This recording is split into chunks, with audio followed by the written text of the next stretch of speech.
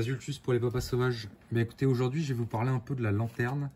On a tous en tête l'image de la lanterne d'antan, à huile ou à pétrole, tenue à la main pour éclairer pendant les déplacements. D'ailleurs, pour l'anecdote, les premiers spéléologues exploraient les cavités avec ces lanternes et ils n'arrivaient pas à s'éclairer à plus de quelques mètres. Et donc ça devait être à l'époque une sacrée aventure. Donc depuis, on a mis dans les lanternes modernes toutes les nouvelles technologies, que ce soit en termes de batterie ou de LED. Et donc on a des outils qui ont été un peu revisités et qui aujourd'hui sont quand même très efficaces. La lampe, à quoi sert la lanterne de nos jours? Elle va servir, si vous êtes peut-être youtubeur comme nous, à faire une lumière d'appoint. Donc pour vous éclairer, pour éclairer des objets. Donc c'est pour ça en fait que j'ai acquis cette lampe là. Chacun des 5 papas a cette lampe là pour lui faire un éclairage d'appoint pour les lives. Je vous la représente juste après. Ça va vous servir, nous on s'en sert comme veilleuse pour enfants. Moi ce que j'aime bien d'avoir une veilleuse lanterne à pile, c'est que je vais pouvoir utiliser la même à la maison et en voyage. Et il faut gérer les piles, mais on est sur un outil qui est pratique, qui est amovible, qui est fiable, et sur lequel il n'y a pas besoin de courant. Donc super utilisation, la veilleuse pour les enfants. Vous allez pouvoir aussi vous servir de ces lampes-là pour apporter la lumière pour bricoler ou pour camper. Donc utilisation aussi assez classique de ces petites lampes lanternes d'appoint.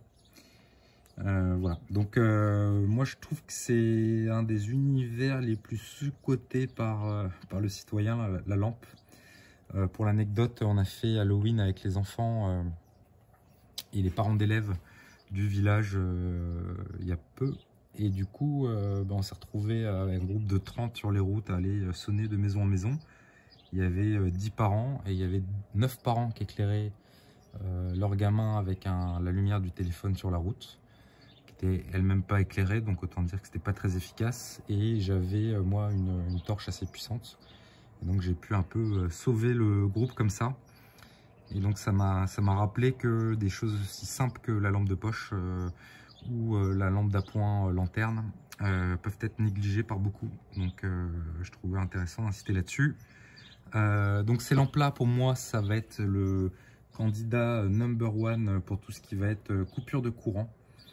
Vous allez pouvoir mettre des bougies ou une lampe à pétrole. Mais comme c'est pas des outils que vous utilisez dans la vie de tous les jours, ça génère des nouveaux risques autour de l'incendie, de polluer son air, etc. Donc c'est un point de vigilance. Et puis il sera toujours, à mon avis, plus simple de mettre en œuvre la lanterne du gamin en cas de coupure de courant le soir que d'aller chercher son matos dans sa caisse au cas où, comme ça peut être le cas pour certains. Et donc je vous conseille vraiment ça. Pareil, les bougies c'est bien aussi, mais si la coupure se prolonge, vous trouverez toujours plus de pistes pour pouvoir recharger votre lampe de poche ou votre lanterne que de s'appuyer, que de retrouver de la cire, quoi. Donc voilà, donc vraiment ces lanternes, premier candidat pour les ruptures de courant. Vous allez pouvoir éclairer une pièce facilement, vous allez pouvoir à chaque fois accrocher ça.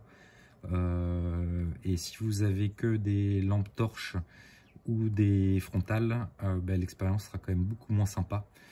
Notamment parce qu'on est ici sur des lumières qui sont diffusées. On a des diffuseurs qui sont intégrés et qui permettent de ne pas avoir un faisceau mais un éclairage large. Voilà, donc petit premier modèle, le modèle tout simple de chez Decat avec des piles rechargeables. Moi j'adore les trucs à piles parce que j'ai beaucoup de matos, beaucoup de piles rechargeables, beaucoup de chargeurs et je peux gérer ça de manière efficace et durable même si j'ai pas de courant.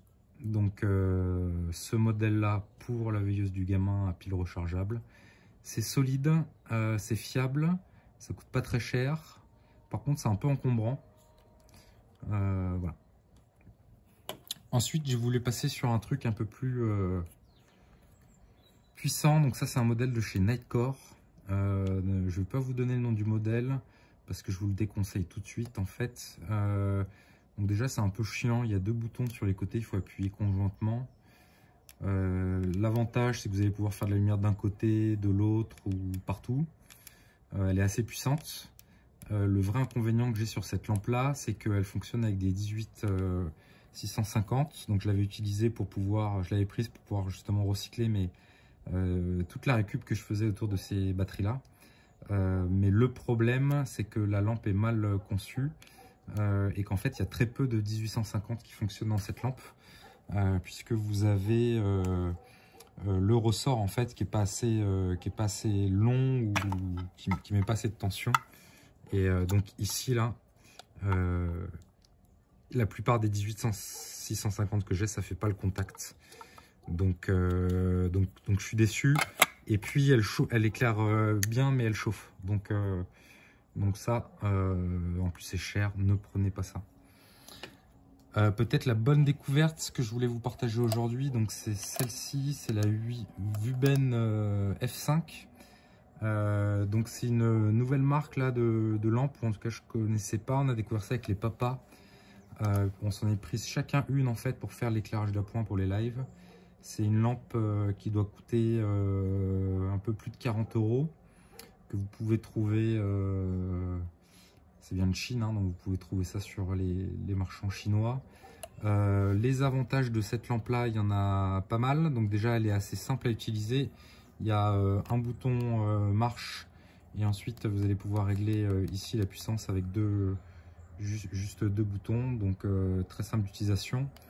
Vous avez des LED ici qu'il est possible d'allumer si vous voulez vraiment une petite lumière très faible d'appoint. Vous allez pouvoir jouer avec les petites LED là qui ont clignoté. Et moi, ce que j'aime bien dans cette lampe là, c'est sa compacité. Alors j'aurais préféré qu'elle soit à pile pour pouvoir avoir plus de durabilité, mais à la batterie. Et ce que j'aime bien moi, c'est tous les systèmes d'emport en fait qu'ils ont fait pour cette lampe là. Donc elle est livrée avec ce petit crochet qui va vous permettre de l'accrocher un peu n'importe où. Parfait pour le camping ou pour le bricolage. Ce truc là, c'est aimanté. Donc vous allez pouvoir la fixer sur la bagnole ou ailleurs. En plus de ça, là, l'anneau, en fait, il sert de trépied. Vous allez pouvoir la poser sur une table et gérer l'inclinaison. Il y a une dragonne qui est fournie avec, que j'ai pas montée. Et enfin, le dernier truc sympa pour les youtubeurs que nous sommes, c'est que vous avez la possibilité de le monter sur un trépied. Voilà. Donc la Wuben F5, c'est assez léger, c'est assez compact par rapport à la lampe Decathlon.